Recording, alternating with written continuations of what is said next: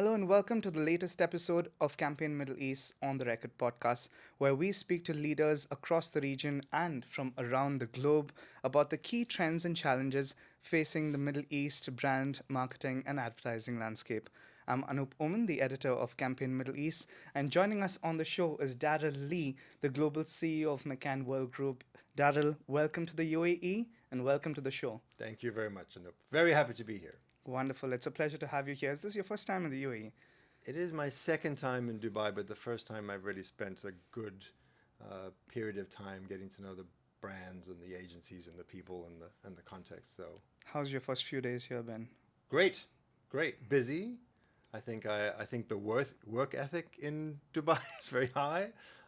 People are very excited about creativity and the work that we're doing to build creativity into all parts of our business, not just the creative work we do, but also making sure that we're creative about our culture, creative about our policies, creative about our people. So I feel it's a very creative space. I don't know if this is something new or is something permanent, but I certainly feel it coming here. The You've said creativity creative is about 8 times flowering. in that I think I like the opener. word creative. Yes, you do. I There can, you I can, go. I can sense that. Yeah, Yes, it, you it, are it really very smart. it shines through. But taking the creative approach to creativity, let me take this analogy of ballet performance. Yeah, through the last few months, we've seen the likes of AI, LLMs, Yes. human ingenuity. Rehearse, audition, practice for this role, but 2025 seems to have picked creativity as the prima ballerina, so to speak. On the not so serious side, we've seen the MasterCard Lady Gaga Yes. Abracadabra collab. Abracadabra. On the serious side, we've seen Truth Well Told through Yes. creativity. Yes. For those still asking the question, unfortunately, in 2025, what's the pitch for creativity either on the exco or in the market in terms of ad spend and its impact on brand growth? I think it's in that last expression that's the power of the argument, right? Brand growth, because you can't grow without a brand. The world we live in today, whatever region you're in, whatever category you're in, your competition is more widespread. There's more smaller entries into your category. Your bigger players are innovating at pace. It's very hard to come up with a product that's truly unique, differentiated, and can never be copied. So, or a service, right? So, in all contexts, in order to grow, you need to have some unfair advantage, and that's what a brand is. A brand is an emotional and some might say spiritual. I'm going to get deep here, but a promise that your relationship with a product is more than just a transaction, that you're going to believe that you get emotional love and support from being part of a brand, and that signifies, the kinds of sneakers you wear signifies something about He's you, referring to my Air Jordans, your yeah. and your career in professional sport, for example, and so and your dreams, right? That's the thing that brands capture, is the dreams that we have as human beings, and how that is core to who we are. We are consumers, but we're also people, and so that's the power of Truth Well Told, because Truth Well Told is the oldest brand platform in the world. It is McCann's core brand promise, but it's a really simple idea that at the heart of great communication, person to person, brand to audience, is the idea that you find the truth and you tell it well. I like that. Find the truth and tell it well. But within that, storytelling, creative storytelling, is also the need to understand consumer. Yes. And I mean, we've been speaking to a lot of marketers around CMO roundtables, as well as agency leaders on podcasts such as this.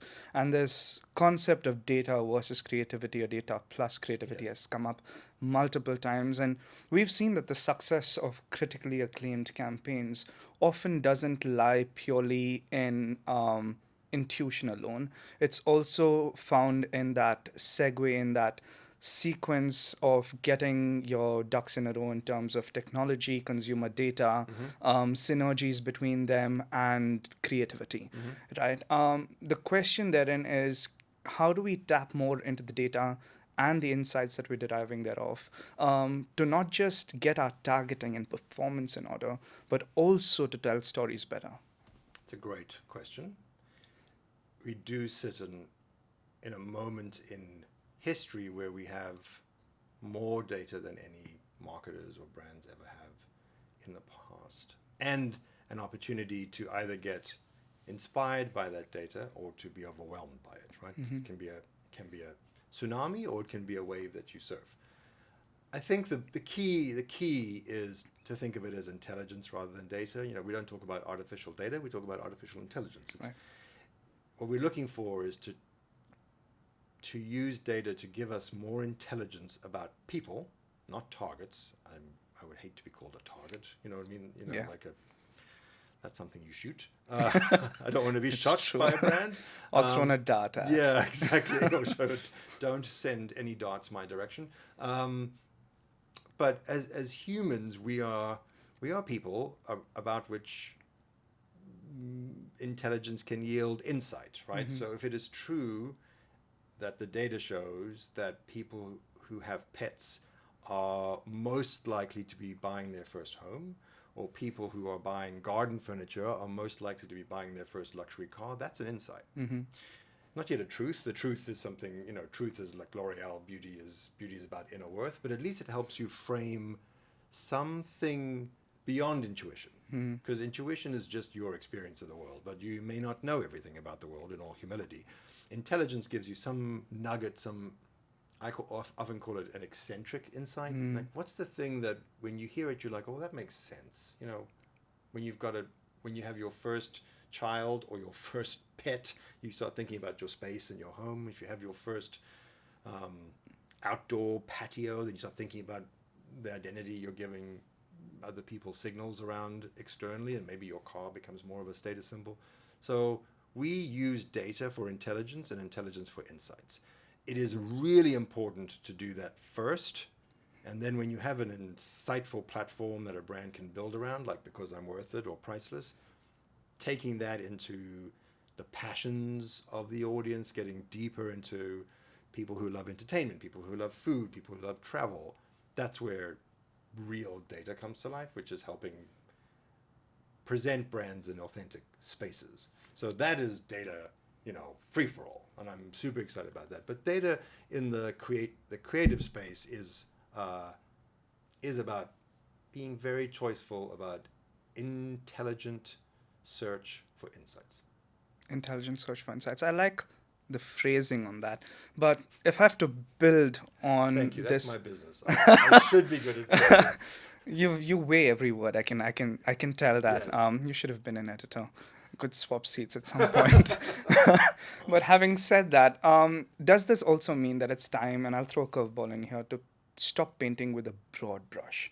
It's not about looking at people as male and female. It's not about Yes. looking as Yes. young and old Yes. and, you know, the UAE in Saudi Arabia, but looking at, you know, hyperlocal cohorts of communities based on specific preferences, specific behavioral Yes. patterns, purchase intent, and truly understand them before you write copy for them, before you create creatives for them, before you go down and, you know, ideate a video campaign for them.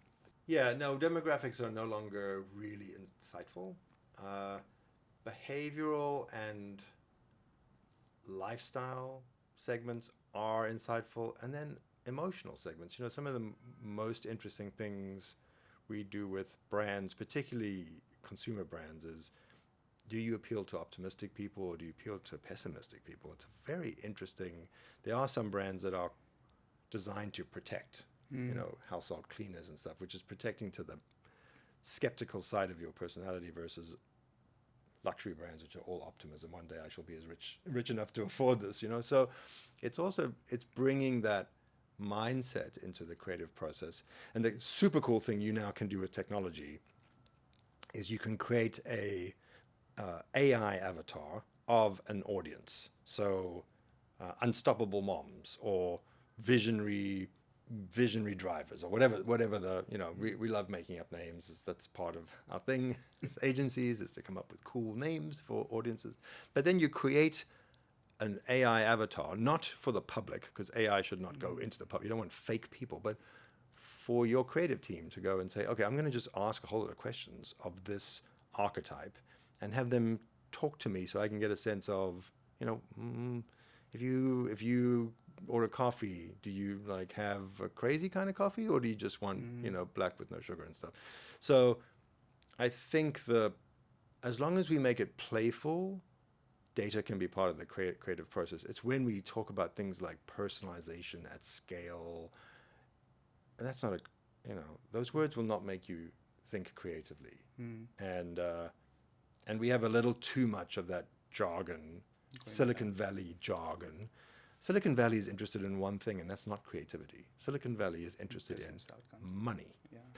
They want money, and they're very good at generating money, and they create a lot of innovation that is beneficial to the world, and they're not going to help you come up with creative ideas. So, but the tools we now have with AI, with Midjourney and Runway, and some really interesting AI tools that let you embody ideas, imagine ideas, play with audiences.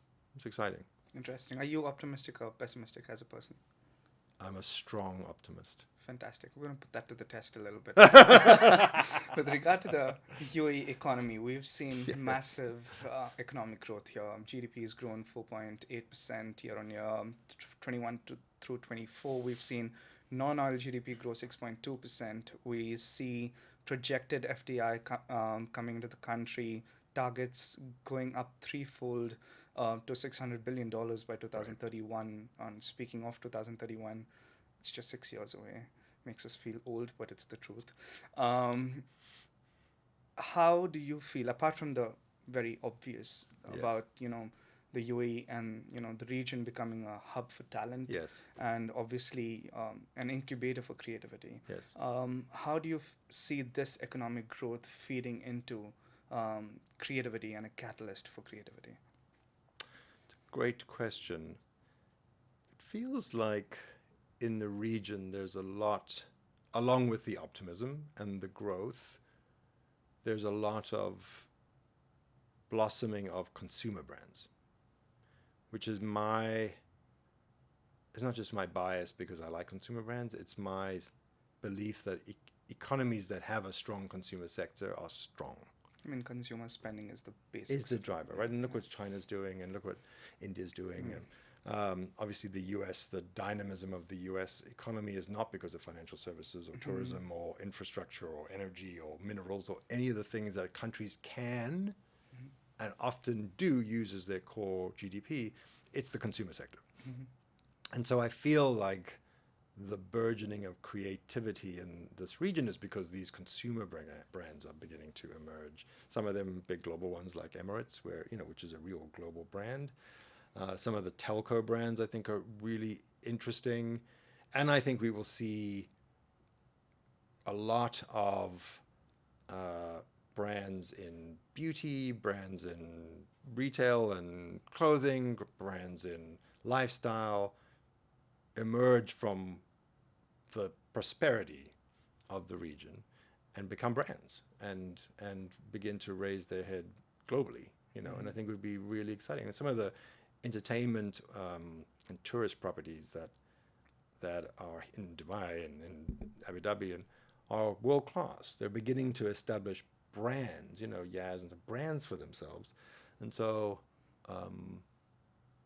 I think that's that will take all the excitement of a marketplace and put it to long-term use, which is build these brands that endure, so that the moment doesn't pass and you look back and you go, we didn't create, enduring icons that remind people that this is a creative hub.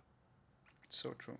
Because, I mean, I can think off the top of my head, when I think of top-of-mind awareness of specific consumer brands within the region, they really set a mark. Even local brands that have come up in the region. It's a strong point. I like the way we've moved from this conversation about brand growth and creative impact on brand growth all the way through speaking about people who really matter. It's consumers. Yes. And so often we forget that we are part of the industry, but we are consumers ourselves. Self-awareness is a great opportunity towards creativity in that sense. Before we close, I want to allude to one of my favorite quotes that have come out of Cannes Lion last year, which is, it's not all about advertising. It's about all of us. It's about each one of us.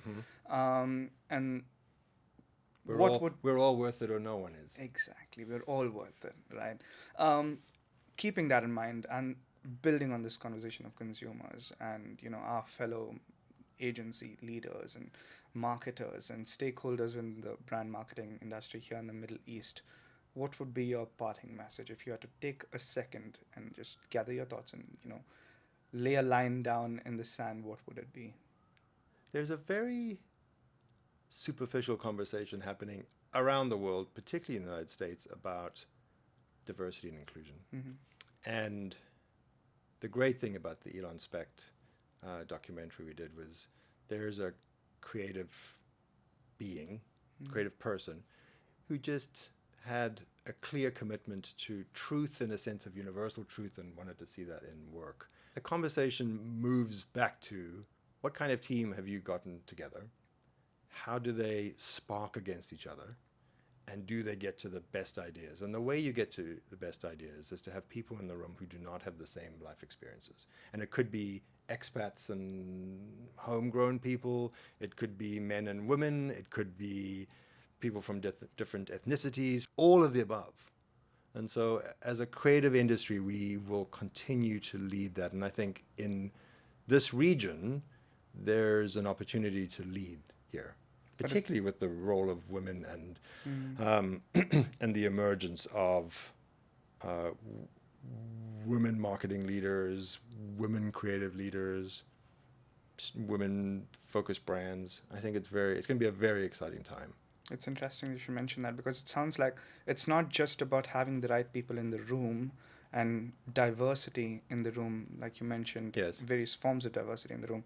It's also about giving them a voice, yes, in the room, listening to them and giving them the opportunity to contribute to an idea that comes together, yes, as a collective.